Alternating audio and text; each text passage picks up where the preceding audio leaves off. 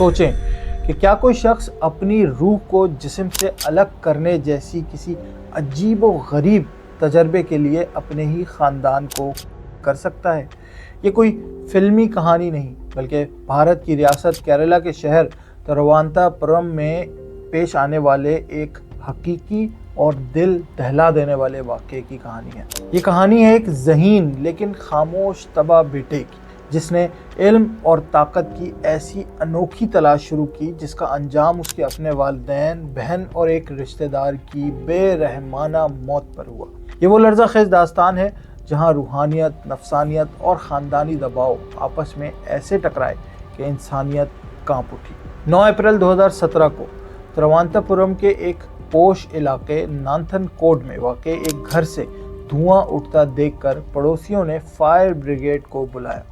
जब इमदादी टीमें वहां पहुंची तो किसी को अंदाज़ा नहीं था कि इस घर के अंदर एक ऐसी हकीकत छुपी है जो पूरे मुल्क को हिला कर रख देगी। ये सिर्फ आग लगने का वाक़या नहीं था, बल्कि एक ऐसे बेटे की कहानी का आगाज़ था जिसने अपनी रूह को आज़ाद करने के लिए अपने प्यारों को हमेशा के लिए खामोश कर दिया। ये कहानी कैडल जेनसन राजा नामी एक नौजवान के गिर्द घूमती है, जिसका ताल्लुक एक पढ़े लिखे और खुशहाल ख़ानदान से था। इसके वालिद राजा थनकम एक रिटायर्ड कॉलेज प्रोफेसर थे और वालदा डॉक्टर जीन पद्मा शहर के जनरल अस्पताल में डॉक्टर थी। इनकी बहन कैरोलिन भी एक ज़हीन नौजवान लड़की थी। इनके साथ एक रिश्तेदार खातून ललिता भी रहती थी। बाहर से देखने में ये एक कामयाब और मिसाली ख़ानदान लगता था, जिसके पास इज़्ज़त, दौलत और एक रोशन मुस्तकबिल की ज़मानत मौजूद थी। लेकिन इस मिसाली तस्वीर के पीछे एक और हकीकत छुपी। कैडल, जो उस वक्त 30 साल का था, अपने ख़ानदान के दूसरे लोगों की तरह पढ़ाई में कामयाब नहीं हो सका था। वालिदैन ने इसे मेडिकल की तालीम के लिए फ़िलिपाइन और फिर ऑस्ट्रेलिया भी भेजा, लेकिन कैडल दोनों बार अपनी तालीम अधूरी छोड़कर वापस आ गया। इस नाकामी से इसे अपने ही घर में एक नाकाम शख्स का एहसास होने लगा। इसके दोस्तों के मुताबिक कैडल बचपन से ही खामोश रहता था और लोगों से ज़्यादा घुलता मिलता नहीं था। वो महंगे गैजेट्स और वीडियो गेम्स में गुम रहता, ख़ास तौर पर ऐसे गेम्स जिनमें तशद्दुद और खून रेज़ी होती। ख़ानदान की तरफ से नज़रअंदाज किए जाने और अपनी नाकामियों के एहसास ने इसे एक ऐसी तन्हा दुनिया में धकेल दिया था जहां इसके जहन में एक ख़तरनाक ख्याल जन्म ले रहा था। जब हकीकी दुनिया में कैडल को नाकामी का सामना करना पड़ा तो उसने एक गैर हकीकी दुनिया में पनाह ली, जहां वो खुद को ताकतवर समझता था। ये दुनिया थी ऑस्ट्रल प्रोजेक्शन की। ऑस्ट्रल प्रोजेक्शन एक ऐसा पुरस्रार तस्वुर है जिसके मुताबिक इंसान की रूह जिस्म की कैद से आज़ाद होकर कायनात में घूम फिर सकती है। कैडल के लिए ये सिर्फ एक तस्वुर नहीं बल्कि एक जुनून बन गया। इसने इस मौजू पर गहराई से तहकीक शुरू कर दी और ऑनलाइन फोरम्स पर ऐसे तरीके तलाश करने लगा जिनसे रूह को जिस्म से अलग किया जा सके। इसका जुनून इस हद तक बढ़ गया कि वो समझने लगा कि अगर वो अपने ख़ानदान वालों की रूह को उनके जिस्मों से आज़ाद कर दे तो वो इन रूहों को काबू करके एक माफूकुल फितरत ताकत हासिल कर लेगा। पुलिस तफ्तीश से पता चला कि उसने इस खौफनाक मंसूबे की बाकायदा तैयारी की थी। इसने ऑनलाइन एक कुल्हाड़ी खरीदी, अपने कमरे में रखे बुतों यानी डमीज़ पर गर्दन काटने की मशक की और एक ऐसी वीडियोस देखी जिनमें कुल्हाड़ी से पीछे से हमला करने के तरीके सिखाए जाते थे। इसका लैपटॉप ऐसी वेब सीरीज़ से भरा हुआ था जिनमें पुरतशद्दुद मनाजिर दिखाए गए थे। वो हकीकत और वहम के दरमियान फ़र्क खो चुका था। उसके लिए इसके घर वाले अब सिर्फ इंसान नहीं बल्कि एक ऐसे तजर्बे का हिस्सा थे जिसके ज़रिए वो अपनी नाकामियों का बदला लेना चाहता था। इससे पहले कि हम जानें कि कैडल ने अपने इस खौफनाक मंसूबे को कैसे अमली जामा पहनाया, हमारे चैनल को सब्सक्राइब कर लें ताकि आपको ऐसी पुरस्रार और हकीकी कहानियाँ मिलती रहें।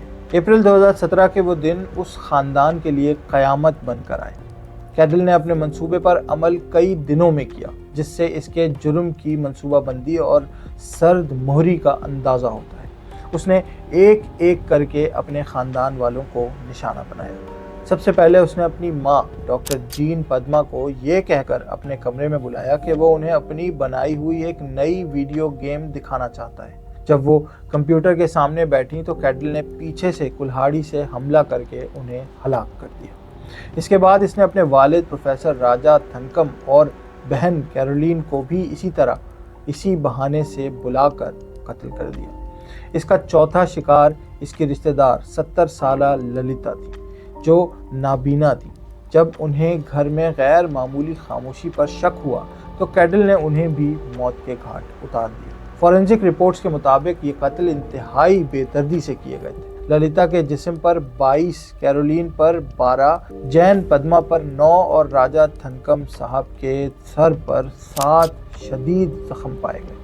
کئی دنوں تک لاشوں کو گھر میں رکھنے کے بعد 8 اپریل کی رات کو کیڈل نے ثبوت مٹانے کی کوشش کی۔ اس نے اپنی ماں، باپ اور بہن کی لاشوں کو باتھ روم میں اکٹھا کر کے پیٹرول ڈال کر آگ لگا دی، لیکن آگ بے قابو ہو گئی اور پورے گھر میں دھواں بھر گیا۔ جب پڑوسیوں نے دھواں دیکھ کر شور مچایا تو کیڈل خطرہ بھانپ کر گھر سے فرار ہو گیا اور سیدھا چنئی بھاگ گیا، جو تقریباً 800 کلومیٹر دور ہے۔ 9 اپریل کی صبح جب فائر بریگیڈ کے اہلکار گھر میں داخل ہوئے تو انہیں ایک ہولناک منظر کا سامنا کرنا پڑا۔ گھر کے باتھ روم میں 3 مکمل طور پر جلی ہوئی لاشیں ملیں، جبکہ للیتا کی لاش ٹکڑوں میں ایک چادر میں لپٹی ہوئی ملی۔ پولیس نے فوراً خاندان کے اکلوتے لاپتہ فرد کیڈل پر توجہ مرکوز کی۔ 2 دن بعد جب کیڈل چنئی سے واپس تروانتا پورم آ رہا تھا تو ریلوے پولیس نے اسے تھمپ نور ریلوے اسٹیشن سے گرفتار کر لیا۔ گرفتاری کے وقت اس کا رویہ بہت عجیب تھا۔ اس نے بھاگنے کی کوئی کوشش نہیں کی، بلکہ اس کے چہرے پر ایک پراسرار مسکراہٹ تھی۔ جب پوچھ گچھ شروع ہوئی تو اس نے پرسکون انداز میں اعتراف کیا کہ اس نے ہی اپنے خاندان کو قتل کیا ہے، لیکن اس نے جو وجہ بتائی وہ سب کو حیران کر دینے والی تھی۔ اس نے دعویٰ کیا کہ اس نے یہ قتل آسٹرل پروجیکشن کے تجربے کے طور پر کیے ہیں، کیونکہ وہ دیکھنا چاہتا تھا کہ روح جسم سے کیسے الگ ہوتی ہے۔ کچھ دنوں بعد اس نے اپنا بیان بدل دیا اور کہا کہ وہ شیطان کی پوجا کرتا ہے۔ پھر اس نے ایک تیسری کہانی سنائی اور کہا کہ وہ اپنے والد کے رویے سے سخت نفرت کرتا تھا، کیونکہ اسے ہمیشہ نظر انداز کیا جاتا تھا۔ اس کے ان متضاد بیانات نے تفتیش کاروں کو الجھا دیا۔ کیا کیڈل واقعی ذہنی مریض تھا یا وہ جان بوجھ کر پولیس کو گمراہ کر رہا تھا؟ کیڈل کا کیس انسانی نفسیات کا ایک پیچیدہ مطالعہ بن گیا۔ اس کے متضاد بیانات نے ماہرین نفسیات کو بھی سوچنے پر مجبور کر دیا۔ ایک طرف کچھ ماہرین کا ماننا تھا کہ کیڈل شیزوفرینیا جیسی شدید ذہنی بیماری کا شکار تھا اور اس کا آسٹرل پروجیکشن کا دعویٰ اسی بیماری کا حصہ تھا۔ دوسری طرف استغاثہ کا موقف تھا کہ کیڈل ذہنی طور پر بیمار نہیں تھا، بلکہ ایک شاطر قاتل تھا۔ قتل کے لیے آن لائن کلہاڑی خریدنا، سی سی ٹی وی کیمرے بند کرنا اور ہر شکار کو الگ الگ کر کے مارنا، یہ سب ایک منظم مجرمانہ ذہن کی نشاندہی کرتا ہے۔ استغاثہ کے مطابق آسٹرل پروجیکشن کی کہانی صرف قانون سے بچنے کا ایک بہانہ تھی، جبکہ اصل محرک خاندان کے خلاف سالوں سے جمع ہونے والا غصہ اور نفرت تھی۔ اسے لگتا تھا کہ اس کی تعلیمی ناکامیوں کی وجہ سے اسے نظر انداز کیا گیا اور اسے دوستوں سے ملنے کی بھی اجازت نہیں تھی۔ عدالت نے طویل سماعت کے بعد استغاثہ کے موقف سے اتفاق کیا۔ میڈیکل بورڈ نے بھی اسے مقدمے کا سامنا کرنے کے لیے ذہنی طور پر فٹ قرار دیا۔ عدالت اس نتیجے پر پہنچی کہ جرم کے وقت وہ ذہنی طور پر صحت مند تھا اور آسٹرل پروجیکشن کی کہانی اس کے جرم پر پردہ ڈالنے کی ایک چال تھی۔ 8 سال کی طویل عدالتی کارروائی کے بعد مئی 2025 میں تروانتا پورم کی ایڈیشنل سیشن کورٹ نے کیڈل جنسن راجا کو اپنے والدین، بہن اور آنٹی کے قتل، ثبوت مٹانے اور آگ لگانے کے الزامات میں مجرم قرار دے دیا۔ استغاثہ نے اس کیس کو نایاب ترین قرار دیتے ہوئے سزائے موت کا مطالبہ کیا، لیکن دفاع نے اس کی عمر اور ذہنی صحت کے مسائل کا حوالہ دیتے ہوئے رحم کی اپیل کی۔ عدالت نے سزائے موت کی درخواست مسترد کرتے ہوئے کیڈل کو عمر قید کی سزا سنائی۔ اس کے علاوہ اس پر 15 لاکھ روپے کا جرمانہ بھی عائد کیا گیا۔ जो इसके मामू को बतौर हर्जाना अदा करने का हुक्म दिया गया। कैडल आज तिरुवनंतपुरम की पूजापुरा सेंट्रल जेल में अपनी सज़ा काट रहा है। नाथन कोड का ये वाक़या हमारे माशरे के लिए कई तल्ख सवालात छोड़ गया है। ये कहानी ज़हनी सेहत को नज़रअंदाज करने के तबाह कुन नताइज की एक अलमनाक मिसाल है। ये केस वालिदैन की गैर हकीकी तवक्कुआत के बोझ को भी उजागर करता है, जो बाज़ औक़ात बच्चों को तबाही के दहाने पर ले जाता है। एक ज़हीन नौजवान का हकीकत से फ़रार होकर एक ख़याली दुनिया में पनाह लेना और फिर अपने ही ख़ानदान को तबाह कर देना। इस बात की याद दहानी है कि नज़रअंदाज किए गए ज़हनी ज़ख़म जब नासूर बनते हैं तो वो पूरे ख़ानदान को निगल जाते हैं। इस तरह की मज़ीद गहरी और सबक आमोज़ कहानियाँ देखने के लिए हमारे चैनल को सब्सक्राइब करें। इस हौलनाक वाक़ये के बारे में आपकी क्या राय है? क्या आप समझते हैं कि कैडल एक ज़हनी मरीज़ था या एक शातिर कातिल? अपनी राय का इजहार नीचे कमेंट्स में ज़रूर करिएगा। मुझे इजाज़त दें। अल्लाह हाफ़िज़।